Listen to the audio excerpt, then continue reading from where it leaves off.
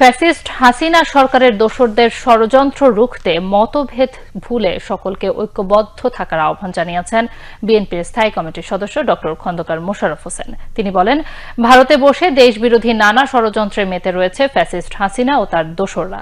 তিনি আজ জাতীয় প্রেসক্লাব মিলনায়তনে ৬ ডিসেম্বর স্বৈরাচার এরশাদ পতন ও গণতন্ত্র দিবস উপলক্ষে ৯০-এর ডাকসু ও সর্বদলীয় ছাত্র ঐক্যের নেতৃবৃন্দ আয়োজিত আলোচনা সভায় প্রধান অতিথির বক্তৃতায় একথা বলেন। ডাকসুর সাবেক ভিপি আমানুল্লাহ আমানের সভাপতিত্বে অনুষ্ঠানে বক্তব্য রাখেন ডাকসুর সাবেক জিএস খায়রুল কবির খোকন ও বিএনপি নেতা হাবিবুর রহমান হাবিব।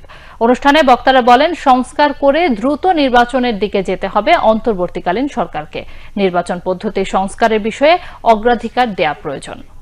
আমরা আজকে আহ্বান জানাতে চাই বাংলাদেশের সকল জনগণ, দল মত বর্ণ এবং ধর্ম নির্বিশেষে ঐক্যবদ্ধভাবে আমাদের দেশকে রক্ষা করা, দেশকে আমরা উন্নতির পথে এগিয়ে নেওয়ার জন্য, শান্তির সাথে বসবাস করার জন্য সব রকম ক্ষেত্রে ঐক্যবদ্ধভাবে আমরা অগ্রসর হওয়া। আমরা ঐক্যবদ্ধ থাকলে কেউ পারবে না আমাদের ক্ষতি করতে।